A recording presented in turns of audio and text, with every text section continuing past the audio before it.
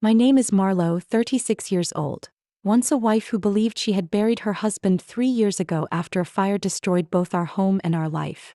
But that night, in the grand lobby of a Chicago hotel, as the lights shone straight onto the stage, I saw him. Colton stood there, dressed in an elegant suit, smiling as he slipped a ring onto the finger of a young woman in a secret wedding ceremony. My chest tightened. 3 years of grief, living with memories and loss, only to discover he was still alive, starting a new life where I didn't exist. Have you ever been betrayed so deeply that even the death of the person you loved turned out to be a lie? Leave a comment, hit like, and subscribe so I can tell you the full truth behind that wedding. A story no one could have predicted. 3 years earlier, my life had been so peaceful I sometimes thought it would last forever. We lived in a small town on the edge of the Oregon woods, where every morning smelled of freshly roasted coffee drifting through Main Street, where people knew each other's names and still greeted you even if you only passed for a moment. Our cafe, Cedar Steam, sat on the corner beneath the branches of an old maple tree. Colton and I had opened it with the savings from our early years of marriage. He worked the counter, his hands gliding over the espresso machine like an artist playing a familiar piece. I handled the tables, chatted with customers, and sometimes helped him test new recipes. Colton always said, "One day we'll have a whole chain. One shop in every state, each with a little corner of Oregon." I thought he was dreaming, but deep down I believed he could make it happen. Colton was the kind of man everyone liked. Thoughtful, always helping neighbors and never forgetting to bring me a bunch of wildflowers when I'd had a rough day. That winter was colder than usual. Snow covered the narrow streets, and every night we could hear the wind sweeping across the porch. I remember that night clearly, the night that erased everything I had ever had. We closed the cafe earlier than usual because a snowstorm was on its way. Colton said he'd stay behind in the garage to check the pipes and the heater, while I went home to make dinner. Our house was only a few blocks from the shop, a 2-story wooden home we had restored together over the summers. Close to midnight, I woke to the smell of burning and a sharp crack like wood splitting apart. When I rushed into the hallway, orange-red light danced across the ceiling. The fire had started in the kitchen, spreading so fast I couldn't understand what was happening. I called for Colton, but he wasn't in the house. A neighbor pounded on the door, pulling me outside while I fought to go back in. The fire swallowed the roof in minutes. By the time the fire trucks arrived, the house was a giant torch. They found the remains of a body near the basement stairs, where Colton kept his repair tools. DNA tests later confirmed it was him. Years later, investigators would call those results compromised. An unidentified cadaver, a swapped sample, and a coroner who never answered for his shortcuts. The police concluded it was caused by faulty wiring in the heating system. They said he had probably run downstairs to shut off the power but got trapped. On the day of the funeral, our small town seemed to slow down. Cafe regulars brought cards and flowers, saying he was a good man taken too soon. I stood beside the closed casket, my hands ice cold, unable to believe that the man who once made me a cappuccino every morning was now a name carved into stone. After the funeral, I lost everything, not my husband but our home, our cafe, and the future we had imagined. The insurance covered part of it, but I quickly realized the mortgage debt and past repair costs had eaten most of it away. Colton's mother said she took the remaining amount to handle legal matters. I believed her then, but the records I would later obtain showed otherwise. The town felt suffocating. Every street, every corner cafe reminded me of Colton. I moved into a small month-to-month rental apartment, but every night I woke from nightmares, sure I'd heard his footsteps in the hall. One spring morning when the snow had begun to melt, I went back to the cafe just to see it one last time. The glass door still bore the name, but inside there were only bare wooden frames. I stayed there a while before realizing I couldn't keep living among the fragments of my past. I decided to leave Oregon, taking only a few boxes and our wedding album. Chicago greeted me with noisy streets, tall buildings, and the anonymity I thought I needed. I got a job at an event planning company starting from scratch, trying to forget the man I believed was dead. But over the years, there was still a small part of me that feared I might see that face in a crowd. And I didn't know what I would do if it actually happened. Then, 3 years later, it did in a way no one could have imagined. A year after Colton passed, I had grown used to my new rhythm in Chicago, though there were still holes in my life that couldn't be filled. I no longer opened the cafe every morning, Nobody asked what I wanted to drink before starting the day. My life revolved around event contracts, busy schedules, and quiet evenings in my 11th floor apartment. One Monday morning in March, the sky was gray and mist clung to the windows. I had come back from the supermarket when I saw a small package on my doorstep. No postage, no return address. Only my name handwritten on plain white paper. I carried it to the kitchen and set it on the table. A chill ran down my spine as I opened it. Inside was a dark blue velvet box, the kind used for jewelry. When I lifted the lid, I almost dropped it. The necklace. There was no mistaking it. The delicate silver chain with a gold maple leaf pendant Colton had given me for our 5th wedding anniversary. The back of the leaf was engraved with 3 words, "To my March." I had thought it was destroyed in the fire along with everything else. Underneath it was a small card with only 2 words, "I'm sorry." My hands trembled. My heart pounded so hard I could hear it in my ears. I eased into a chair, forcing myself to breathe slowly to keep from fainting. Part of me wanted to believe this was a cruel prank. But how could it be? That necklace had never left our home before the fire. I grabbed my phone and called the police. My voice was still shaky as I explained.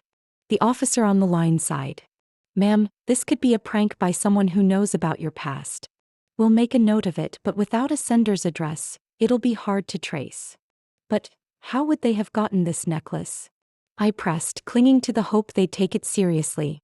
"They could have found it at the old property or bought it somewhere.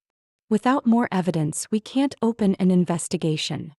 I hung up, the feeling of abandonment washing over me again, like when I'd stood watching our home burn, no one able to save Colton. That night, I placed the necklace on my desk, staring at it like it was a message from the past. "I'm sorry." Sorry for what? For leaving me? For what happened? Or for lying? In the weeks that followed, I began noticing strange things. An old credit card bill with a few $100s left on it, suddenly reported paid in full, though I hadn't made any payment. Then my student loan, which I'd been paying off every month, was abruptly cleared. The bank confirmed the payments came from an account that would not disclose the sender. At first, I thought maybe it was my parents, but they swore it wasn't. And there was no one else close enough to be doing this for me. One afternoon, while sorting tax documents, I remembered the insurance file from the fire. I had never reviewed the full payout records, only knew part of it went to me and the rest, over $1 million, was said by Colton's mother to be used for legal matters. I called the insurance company and requested a complete copy of the file. A few days later, a thick envelope arrived. I flipped through the pages and then I saw it. A transfer record for the full payout, $1.2 million, into a federal account, dated just 3 days after the police ruled Colton's death. The recipient? Not his mother. Not me. But a name I had never heard before, Ethan Ross. I set the file down, my mind swirling with questions. Who was Ethan Ross? And why had my home insurance payout gone to him? I searched online. No clear information, a few vague mentions of a man on the East Coast matching Colton's description. The gnawing unease pushed me to contact the police again, giving them the new information. But they told me, "Ma'am, if you want a deeper investigation, you should hire a private investigator."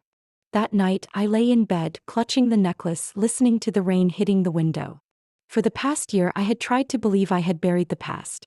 But all these signs, the necklace, the card, the disappearing debts, and especially the insurance money, were like invisible hands pulling me back toward the truth I feared most. Colton might never have died. And if he was still alive, then all this time I had been living inside one massive lie. I took the insurance file to see Colton's mother one early summer morning, when the sun had risen and dew still clung to the wooden fence around her house. She opened the door, her expression barely surprised to see me. "What is it now, Marlo?"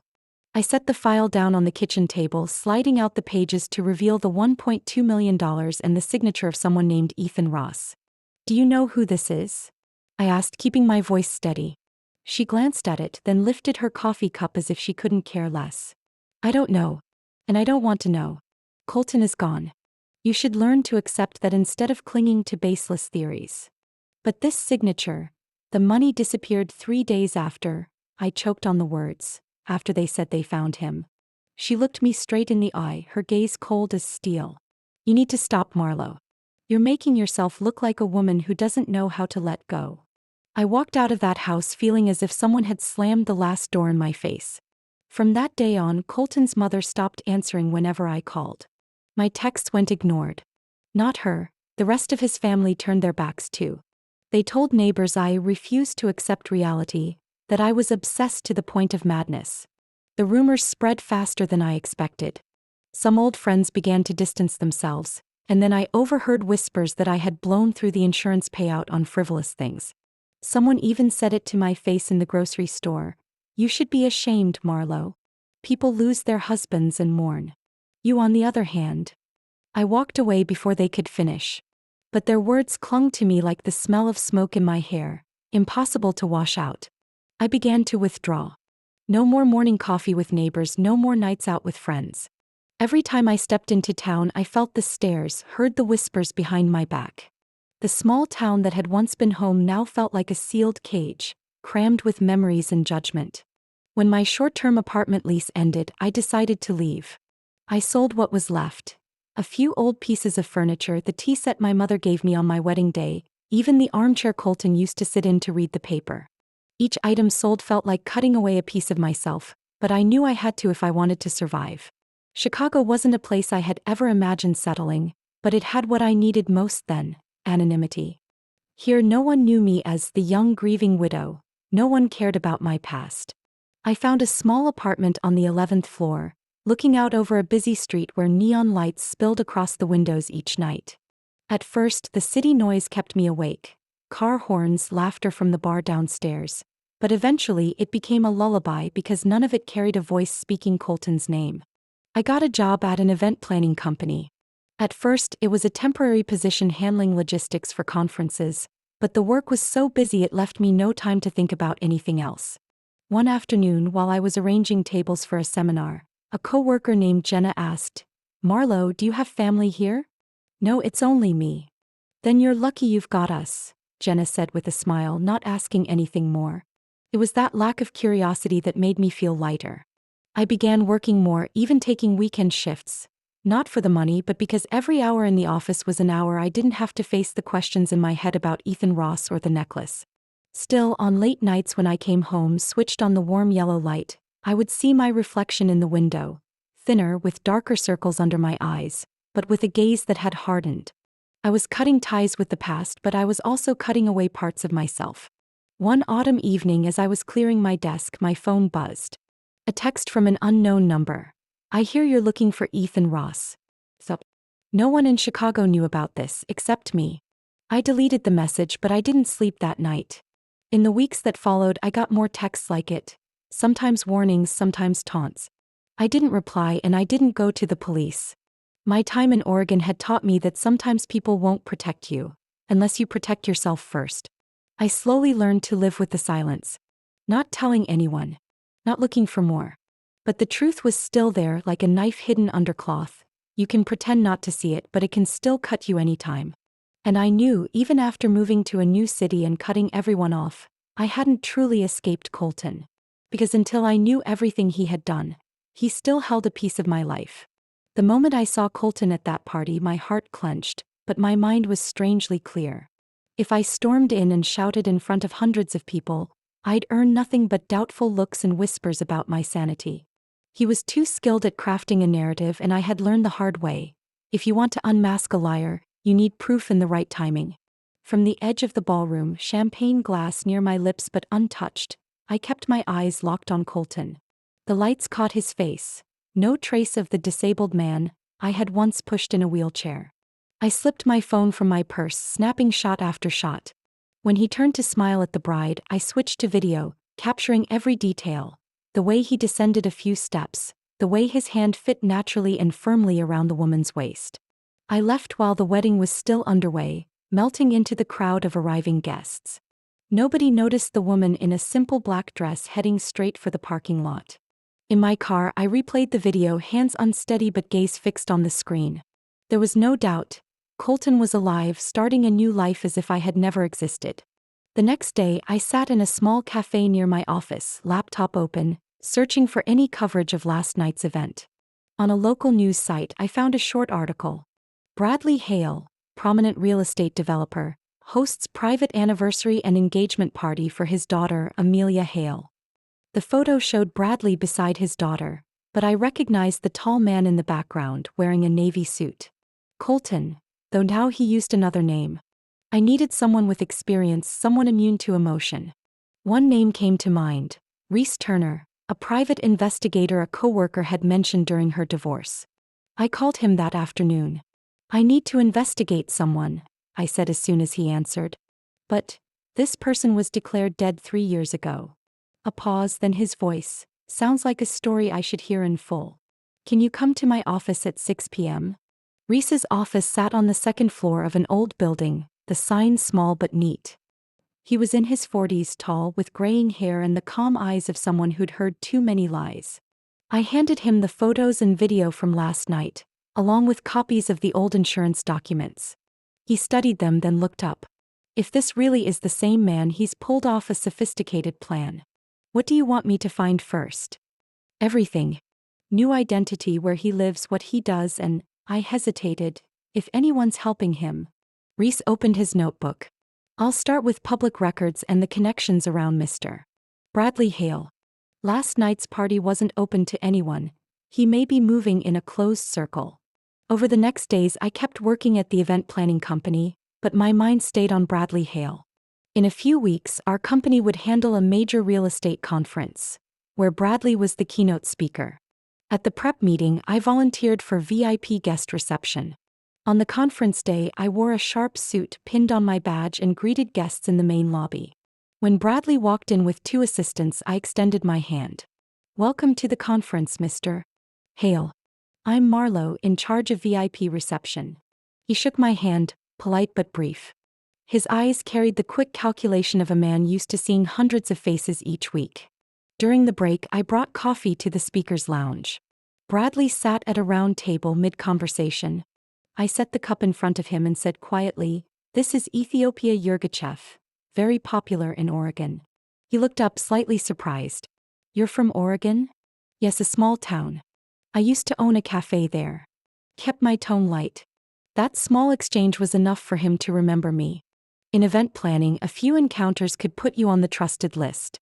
A week later, Bradley called our company, requesting that I coordinate an upcoming charity gala he was hosting. I agreed without hesitation. This was my opening to get closer to Colton. Meanwhile, Reese sent his preliminary report.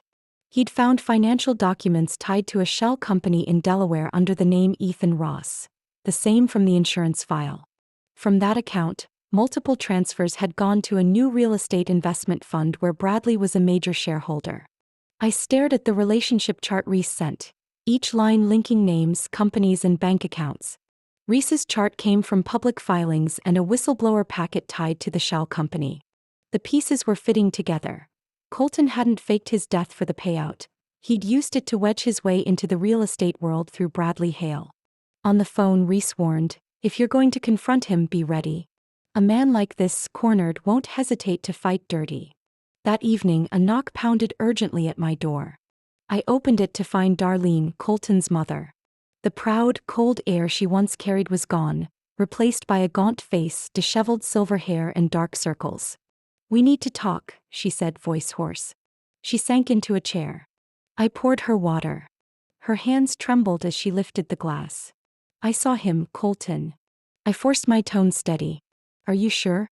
Not someone who—" "I'm his mother, Marlo," she cut in. "I know his walk, the tilt of his head when he smiles, the habit of slipping his hand into the left coat pocket. I was at the North Marina in Portland waiting for an old friend. He stepped off a white yacht, no cane, no wheelchair. 3 well-dressed men with him.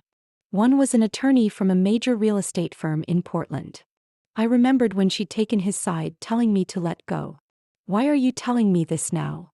She slid a thick file from her bag. "The bank sent me a foreclosure notice. I didn't know when Colton mortgaged my house. The file shows the loan was signed in his name, using a forged ID and a fraudulent power of attorney, after he was declared dead." I frowned. "That's illegal." "I know. But I can't afford a lawyer. I believed he was dead, completely. Now I've lost my home while he lives well on stolen money." She pushed the file toward me. "You're the only one who can help." I know I treated you terribly before, but I have no one else. The bank statements detailed mortgage loans and transfers to names on Reese's list. Shell companies, real estate funds. In my mind it all clicked. Those transfers led straight to the fund Colton used with Bradley Hale. If I could trace the money, every act of fraud would be exposed. What do you want me to do?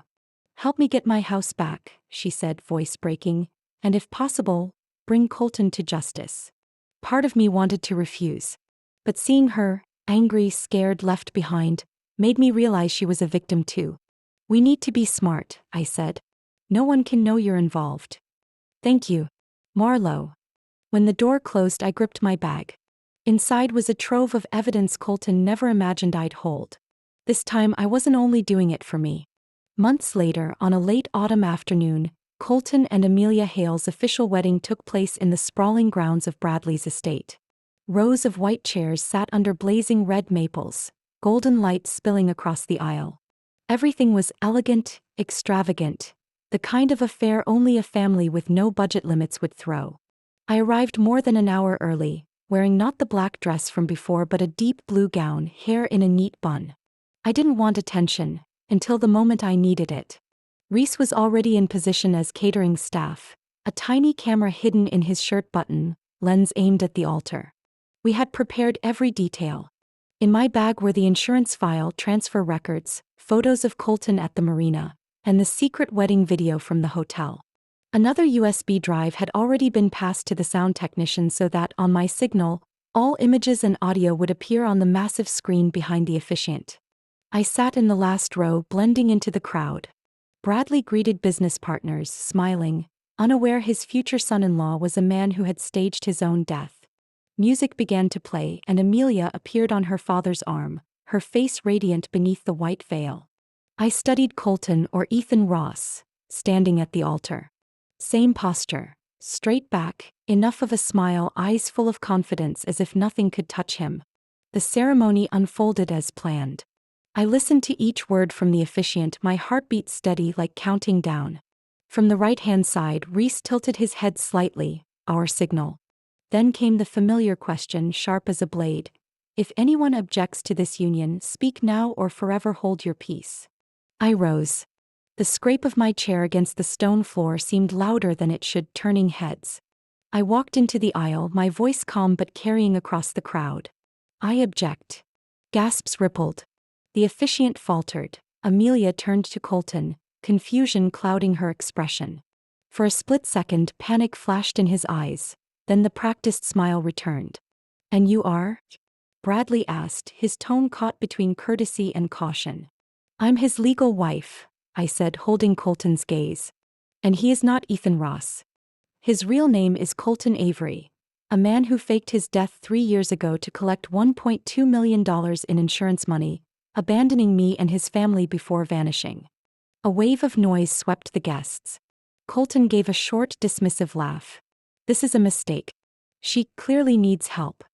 I opened my bag, pulled out the thick file and handed it to Bradley.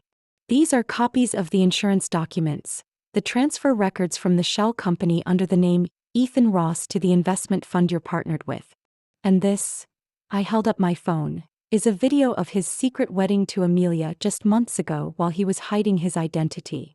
On the massive screen behind the officiant, the hotel footage appeared, Colton and Amelia in the ballroom, every gesture unmistakable. His laugh echoed through the speakers. Amelia stepped back, bouquet clutched like a lifeline. Bradley's face drained from red to pale as he scanned the documents. Colton or Ethan, explain yourself, he said, voice heavy.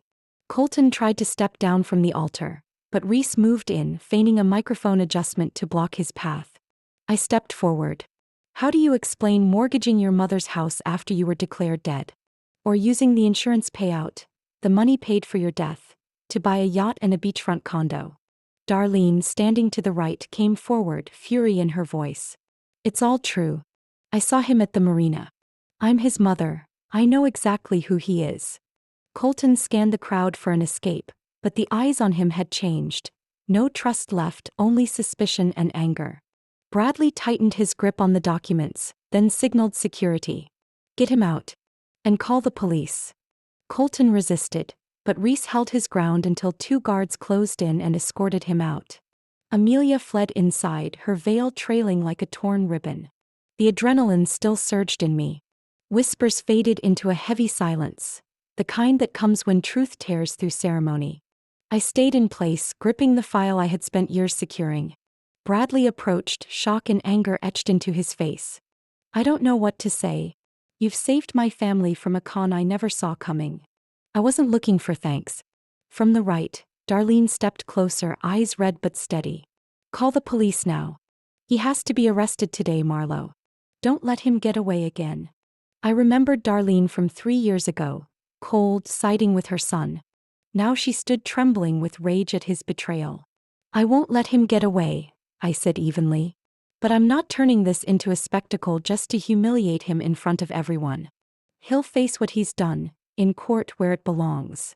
Reese returned, handing me a large envelope. "All the original evidence is planned. I've contacted an FBI agent I trust. They'll take it tonight. I want to be a witness. I'll have my lawyer coordinate with you," Darlene added, giving my hand a brief squeeze, part apology, part gratitude. We left the estate as the gathering splintered into uneasy groups. Amelia didn't reappear and I didn't blame her. Some truths are too heavy to absorb in an afternoon. In the car, Reese asked, "You okay?" "I'm not sure I'd call it okay. But once this envelope is in the FBI's hands, Colton won't be able to run anywhere." "That's what matters," Reese said with a faint smile. We reached the federal office after nightfall. Special Agent Ramirez, Reese's contact, met us in a small conference room. He reviewed the documents, then looked at me. "If everything here checks out, we're talking about multiple serious charges: federal insurance fraud, money laundering, identity fraud. Are you prepared to be the primary witness?" "I've waited 3 years for this moment." He signaled a staff member to take the file. Signing the handover felt like putting down a weight I'd carried too long. Outside, the night wind carried the scent of dry leaves and coffee from the corner cafe. I took a deep breath, letting the cold fill my lungs. "You know," I said, "I thought I'd feel triumphant. But really I feel light." "That's a good sign," Reese replied. "It means you've gotten through the hardest part." I believed him. Colton would face the consequences and I would no longer be bound to that name. Colton's sentencing came on a spring morning. I sat in the gallery between Reese and Darlene as the judge read each charge. Clear, deliberate, leaving no doubt. Defendant Colton Avery is sentenced to 18 years in federal prison for insurance fraud, money laundering, and identity fraud. Full restitution of $1.2 million plus interest and court costs. The gavel struck. Colton didn't look my way, but I saw his shoulders slump. What I felt wasn't victory, it was closure. Months later, restitution arrived in installments from liquidated assets and shell companies. I didn't keep the money. I had known for a long time what I wanted to do. I called a lawyer and began creating the New Light Fund, a nonprofit to support victims of financial fraud committed by family or romantic partners. A place for legal resources, counseling, and, if needed, someone to stand beside them when they chose to speak out. For the opening day, we rented a small office on the 3rd floor of a red brick building by the river. The space was bright, walls hung with photographs of Oregon landscapes. A reminder that the past can still leave something beautiful if you choose the parts you keep. Reese was the first to arrive, carrying a wooden sign with the fund's name carved into it. He set it on the reception desk and smiled. "This isn't your new job, Marlo. It's your statement. You've gone further than anything Colton ever did to you." I smiled back. "A real one. You'll join me in this, right? If you can stand me for a few more years," he said, half joking. Reese became the fund's official investigative partner, leading the unit that gathered and verified information, connecting with private investigators in multiple states. Every case, big or small, was handled with care. In the first month we took on 6. A woman in Ohio whose son borrowed in her name to open a store, but used the money to pay gambling debts. A veteran in Texas whose cousin forged his signature for a loan. A teacher in Florida whose boyfriend drained her retirement account and vanished. I'll never forget Helen, 72, from Minnesota. Her daughter had used joint account privileges to empty her savings. When she called the fund, her voice trembled. "I know she's my blood, but I don't deserve to be treated like this." I flew to Minnesota, joined her in the meeting with a local attorney, and when the paperwork was finalized, she gripped my hand. Thank you for believing me when my own family didn't. Some nights, Reese and I stayed late at the office, the desk lamp casting light over stacks of case files. The more we do this, he said, leaning back, the more I realize how many people live through this in silence. They think being conned by someone they love is shameful, I told him. I want them to know it's not. We began expanding into neighboring states. I traveled more, met more people, and in each story I saw a reflection of my past self. Lost, doubting, afraid. The difference was now I could hand them a way out. One autumn afternoon, Reese dropped an envelope in front of me. Anonymous donation. $50,000. Inside was a check and a slip of paper. Use this to keep the light for those who think they've lost everything. I didn't know the sender, but I smiled. Maybe there are still people who believe helping others is the best use of money.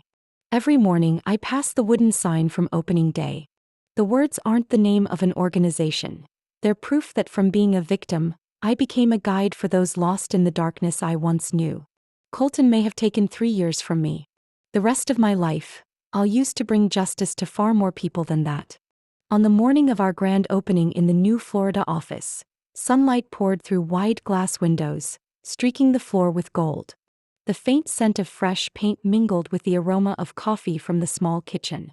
Bouquets sent from across the country stood on the reception desk in tall glass vases. I was reviewing the guest list when Lainey, our receptionist, came in holding a brown envelope. This was sent for you, no sender's name. Inside was a large photograph.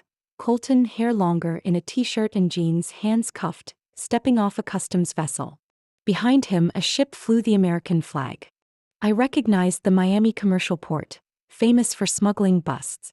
No gloating. Just confirmation that everything he tried to hide had finally been dragged into the light. Reese glanced at the photo. Looks like he tried a high-stakes game in the wrong place at the wrong time. Or maybe his fire of lies finally burned through its last fuel, I said, setting it down. In the meeting room, our young team was taping posters, arranging chairs, adjusting name tags. From the doorway, I took in the room, remembering every face we'd helped. People who came in with uncertainty and left with a plan. Everyone, I said, before the guests arrive, I want to say a few words. They turned toward me. No one here deserves to disappear from their own story. No matter what you've been through, you have the right to stand up and write a different ending. Lainey smiled. I think I know what that feels like. I used to think I was a side character in someone else's story, until I started working here. I thanked her with a look. Reese leaned against the doorway, silent but agreeing. The event began. Lawyers, journalists, past collaborators, former clients, they all came. In the middle of it, Darlene arrived in a navy dress, healthier and more confident than the day she'd shown up at my door in Chicago. She hugged me briefly. I heard about the photo, she said. Maybe this really is the end. Maybe. But what matters is we didn't let him take anything more from us. By the end of the day, after most guests had left, I sat in the meeting room. The photo of Colton at the dock lay on the table. I slipped it into a file, not to dwell on pain, but to remember that the road here was paved with courage. Mine, Darlene's, and everyone who believed me. Reese walked in with 2 cups of coffee. You know, he said, I think this is just the beginning. Exactly. Once the truth finds its way into the light, nothing can put it out. Outside, the city kept moving. Inside, I knew. The fire I thought had died the day Colton vanished was burning brighter than ever. All of us faced that crossroads, whether to nurse the wound or let it forge our strength. I chose forward because revenge can give you a moment of satisfaction, but healing gives you peace that lasts. And what about you? Would you let a past betrayal hold you back, or turn it into a flame to light the way for others? Share your thoughts in the comments. If you want more real stories about family, marriage, and finding yourself again, subscribe so you won't miss what's next.